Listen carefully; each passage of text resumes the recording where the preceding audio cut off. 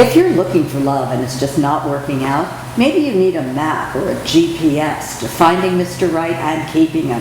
Here are some tips is marriage therapist and relationship counselor Natalie Moore. She is the author of this new book, It's a Match, The Guide to Finding Lasting Love. Natalie, it's great to have you with us. Thank you for having me. Many women, unfortunately, are repeat offenders. They keep making the same mistake over and over again. What do you think is that big mistake that holds them back from finding Mr. Right? Well, most of us tend to repeat our past patterns of behavior. So we always choose the same guy who we swear is different. You know, he might have a different name, he might look different, but he has the same issues. So until we figure out what our patterns of choosing men are, we're going to keep choosing the same Mr. Wrong. And once we find the man that we think might be the ultimate soulmate, Right. You have a tried and true method on levels of relationship, testing to find out whether he has what it takes and you have what it takes for a perfect match. Exactly. It's called the 4 levels of love.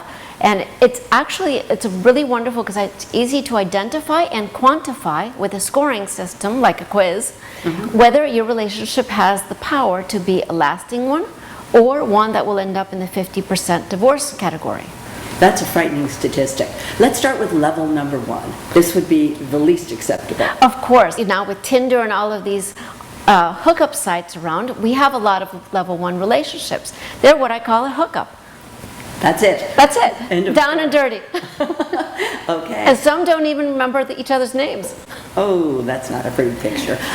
What about level 2? Where does that go? Well, level 2 is what most marriages are. And though, unfortunately, most of those end up in the 50% divorce rate category. So it's basically what they are. They have a lot of common interests. You know, they know the same people. They maybe work in the same company or the same industry. But when it comes down to it, they don't have what it takes to stay together for the long run. They don't have the shared core values and shared areas of intimacies. So would that bring us to level 3 then? Oh yes, of course.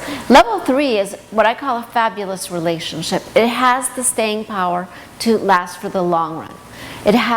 These people share core values and have many shared areas of intimacies. And we have 10 areas of intimacies which you can share, which include, for example, financial, work, emotional, sexual, among others. So level 3 couples have a high number of these. And then level 4, is that nirvana? Oh, you could call it nirvana. Some people like to call it soulmates. I call it divine partners, and which is a level 3 on steroids because you have something deeper. You have that extra connection that keeps you together for the long term. However, unless you have the core values and the shared areas of intimacies, those, even with a strong connection, they often devolve into a lot of fighting and drama. Well, a very interesting feature of your book is at the end of every chapter, you have a test. Exactly. I have a test and I also have exercises. The exercises are the very ones that I give my clients to go through when they come to me. To help them find what their past patterns of behavior were and to help them identify even what they want in a mate versus a date. Big difference there. Oh, big difference. Because dates, we all know what dates are. Those are all the times we went out and had a great time and it ended up in nothing.